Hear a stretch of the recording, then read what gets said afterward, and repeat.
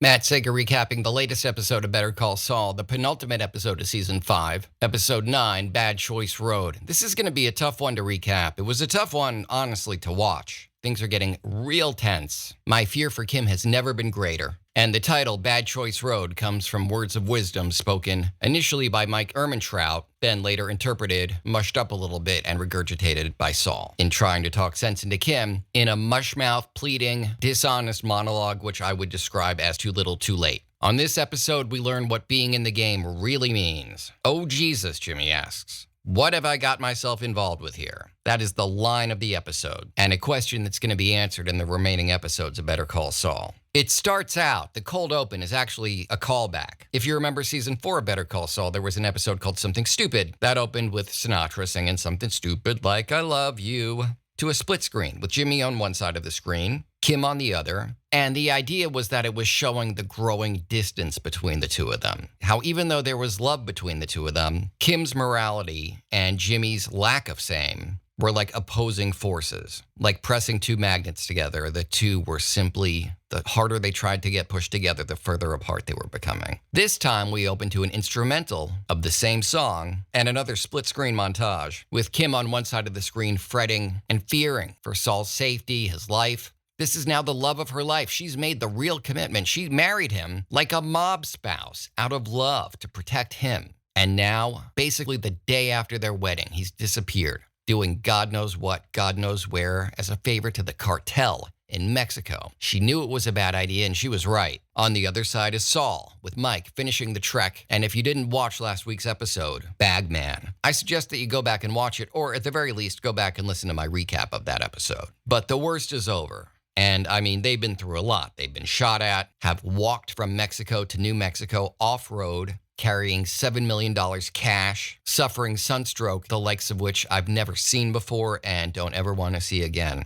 Burned, parched, lips chapped, Saul still drinking pee from his thermos, drinking a lot of it now, simply to survive. It's what he's got to do. That will to live is something strong. And Saul, after all, is not living for himself anymore. Just like the speech Mike gave at the end of Bagman about how he really doesn't care if he lives or dies. It's about the people who are depending on him. He's referring, of course, to his granddaughter, Kaylee, and Kaylee's mom, Mike's daughter-in-law, Stacy. Saul has a new wife, the love of his life, waiting for him. And when they finally get close enough to New Mexico to get bars on their cell phones, Saul ecstatically, desperately, barely able to breathe, barely able to speak, but joyful at being able to hear her voice, calls Kim to let her know he's okay, which is a relative concept, but he's alive. No bullet holes in him. By the standards we established in Bagman, he's doing very well. By human being standards, just like you and me, oh, he's doing terribly. You wouldn't want to be in the condition Saul's in this episode. Whew, that sunburn that both he and Mike are suffering from is grotesque. They're covered with sunspots, lips just chafed, ragged.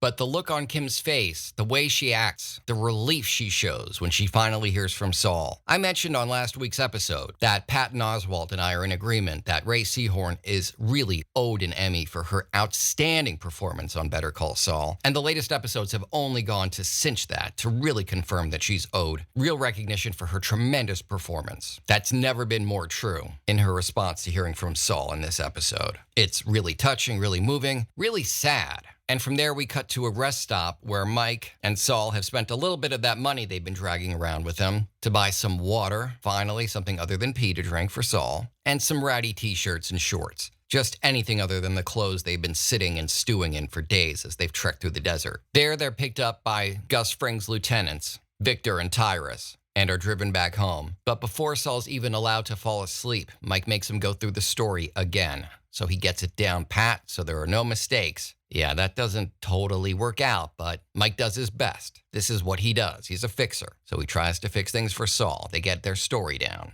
Saul's car broke down about 6 miles away from the pickup spot where he picked up the cash for Lalo Salamanca's bail. And with a broken down car and nothing else to do, he walked home through the desert by himself. This is very important. He was alone for 36 hours. This is the story he tells Kim. Kim, meanwhile, drops the bomb to Saul that she's been to visit Lalo Salamanca. She visited him in terror, fearing for Saul's life. She went to ask about his location, his whereabouts, to inquire if her husband was safe or alive. And this pisses Saul off, gets him righteously indignant, and says those words that we've been hearing so often that I'm really struggling to determine exactly what they mean.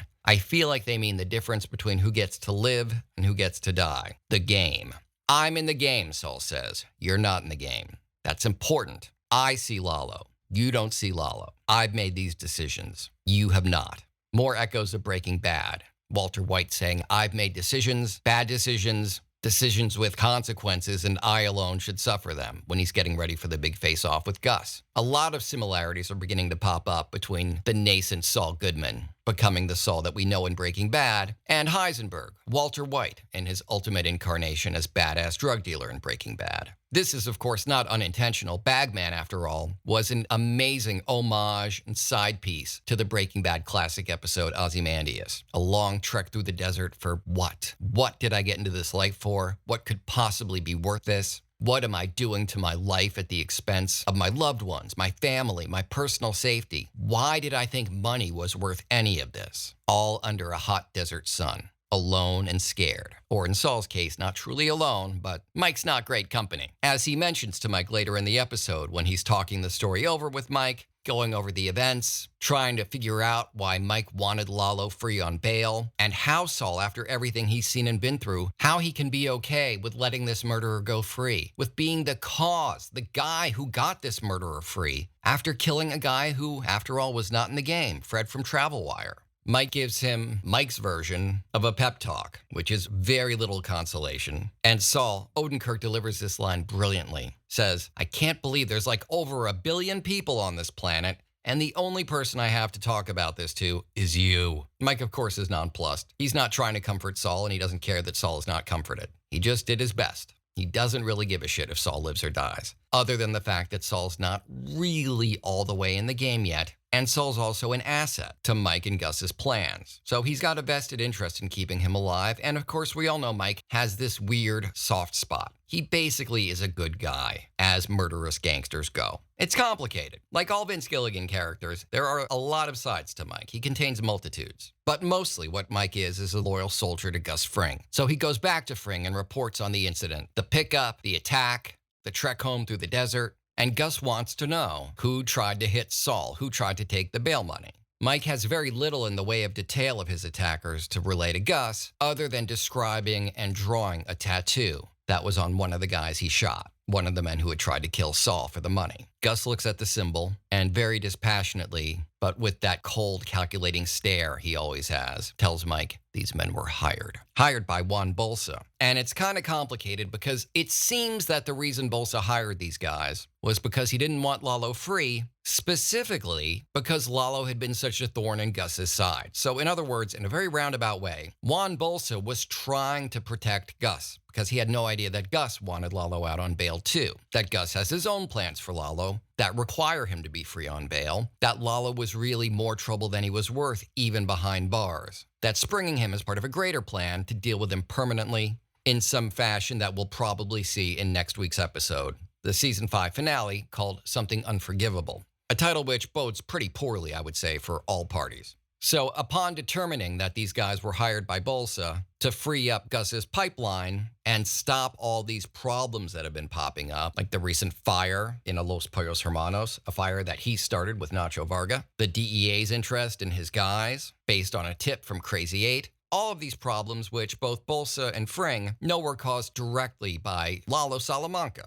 Bolsa wants these problems to stop, and hey, Gus does too, but now he realizes that he's on thin ice, that he has to get his house in order now. So he tells Mike, once Lalo is back over the border, our actions must be unimpeachable. No more screwing around. No problems with the supply chain, no issues at my restaurants, no more arrests, no more suspicion from the cops and the DEA. We need to get our house in order. Mike agrees to all of this and then makes his plea for Nacho, the plea he'd promised to make, saying that Nacho had done everything he could as a double agent working for Salamanca but really reporting to Fring, that he was of no further use, Lalo was being taken care of, they were in the endgame with the Salamancas. And Gus says, yeah, but I still want to have a man on the inside. It's good for me to control my enemy from within without them knowing. So, yeah, no, Nacho, I'm keeping him as my slave. And Mike goes, yeah, but you've got a gun to his father's head, and I'm not okay with that. Again, showing that ghost dog samurai code of his. And Gus has some very cutting, biting, and uncompromising things to say about Nacho and his fate. Basically, that Nacho can't be trusted and therefore must be controlled or killed. If Mike wants to do that, then that's fine. But both Nacho and his father remain assets of Fring, unless they're 6 feet under. Mike knows when he can't argue anymore. He's not ready to go to war with Fring. He wants to stay with him. He may continue to push the issue. He may try to work something out without Fring's knowledge. But in any case, he leaves without further argument.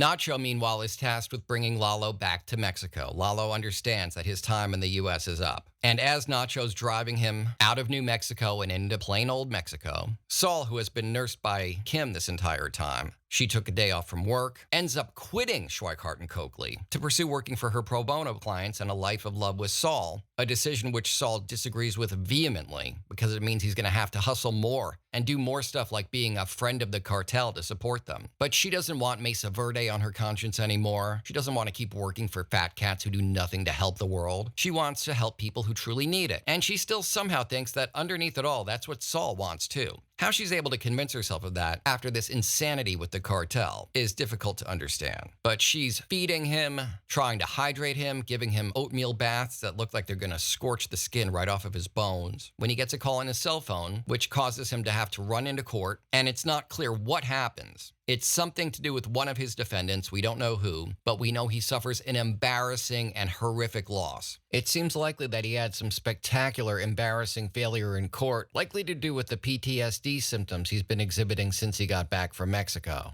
But it's just one more awful thing happening to Saul in an episode full of awful things, the worst of which is about to come. Because Saul told his story about his car breaking down 6 miles away from the pickup spot to Lalo Salamanca, too. You know, when Lalo was bailed out, he had some questions for Saul about why it took 2 days for Saul to make this quick pickup, and why Saul is in this horrific condition, covered with sunburns, exhausted and dehydrated. You must have some kind of a story, he tells Saul. And Saul gives him the story. And so as Nacho drives Lalo to that same pickup spot, where again he's going to be met by the cousins, who are going to escort him back over the border into Mexico, he has a thought. He's out of the car for about 1 second waiting for the twins when he knocks on the window and tells Nacho, "Let me back in. Drive me back about 6 miles. There's something I want to check out." Yeah, sadly, I don't know if it was Mike who made this mistake or whether Saul's guilty conscience caused him to include one too many details in his story to Lalo. But Lalo now knows exactly where Saul's car ought to be, broken down a few miles away from where he's standing at that very moment. And so why not go back and check it out? Make sure the lawyer was telling the truth. This is important stuff after all. His whole future is on the line. God help him if he had been lied to by the lawyer. So they go back 6 or 7 miles and they don't see the car.